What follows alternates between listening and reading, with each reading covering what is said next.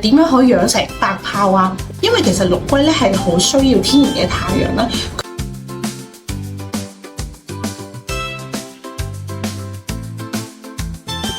Hello， 大家早晨啊，我係 Fanny。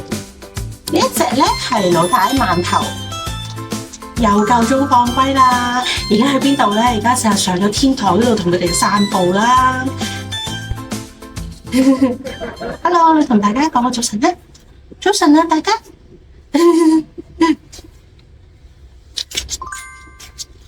然之後咧，仲有肉包，好重啊！你一定要咁樣踎低先得頂住，因為我咁樣抽住佢講咧，有啲老蟻嘅線手結落嚟就慘啦。係咪啊？肉包咧係一隻白豹嚟㗎，不過咧佢殺得太多啦，已經變成麗黃豹啦。佢而家係咪啊？你係咪變咗麗黃豹啊？好啦，落嚟啦！大家見面到而家，饅頭咧佢就縮咗喺個窿入邊。佢哋咧係好中意嗰啲角落頭嘅，中意匿喺啲角落頭嗰度嘅咯。佢哋，我而家要去湊翻佢出嚟先。哎呀，出嚟啊你！出嚟！快啲行多啲！肉啊！肉包！肉包過嚟！肉過嚟啊！你唔想匿埋，你唔想匿埋出去。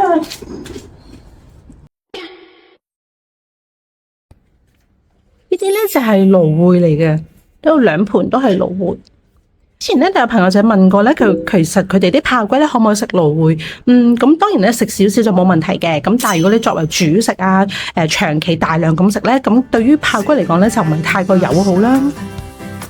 要啊！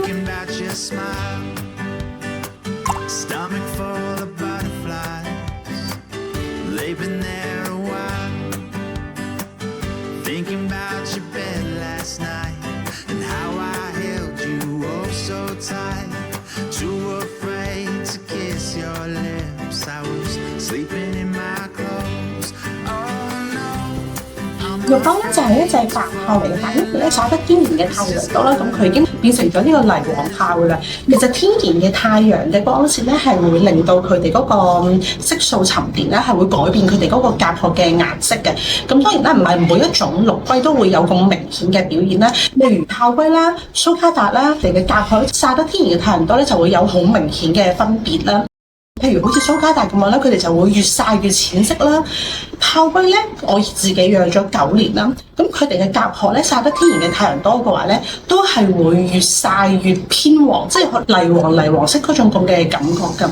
我咪另外仲有一隻歐陸嘅，原來咧歐陸曬得天然嘅太陽多，你嘅甲殼咧都係會變成啡啡地，即係好似血色嗰種咁嘅感覺㗎，係咪啊？你係咪變咗麗黃豹？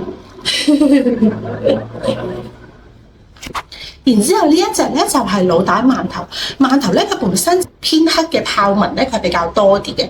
其實咧之前好多朋友仔都會問我點樣可以養成白豹啊？白咧其實係佔佢哋嘅基因係佔大部分嘅咯。咁我之前同佢哋睇醫生嘅時候，我都有問過獸醫啦。白咧其實就係佢哋本身嘅基因嚟嘅，即係好似我哋人類嘅種族咁樣咧。我哋有啲人咧都會皮膚偏白啦，有啲人嘅皮膚都係會偏黑啊。其實大致上就係呢一種咁嘅意思啦。肉包曬嘅咧都係咁樣嘅，雖然佢而家變咗泥黃色咧，但係你都明顯會見到佢肉包咧係白好多啦，饅頭咧係比較偏黑好多啦。我自己個人就唔會話因為想肉包白咧就唔俾佢曬天然嘅太陽啦，因為其實陸龜咧係好需要天然嘅太陽啦，佢哋曬得天然嘅太陽多咧，你都會明顯 feel 到咧佢哋嗰個甲殼嗰個聲線咧係硬淨好多嘅。係咪啊？你係咪硬淨？平時我自己每日咧會同佢做啲咩咧？就係朝早起身啦，放佢哋出去屋企嘅露台啦，然之後咧就會去整佢哋嘅龜飯啦。佢哋食咗早餐之後咧，好似而家呢段時間朝早唔係太曬嘅時候咧，我就會同佢哋上嚟天台散下步啦。係比較曬嘅話咧，咁我就會下晝午飯之後先至會同佢哋上嚟散步咁樣啦。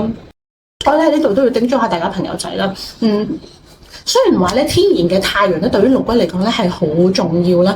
咧曬太陽嗰個環境注意唔好過分嘅暴曬啦，因為熱衰竭咧對於佢哋龍龜嚟講都係一個好致命嘅因素嚟㗎。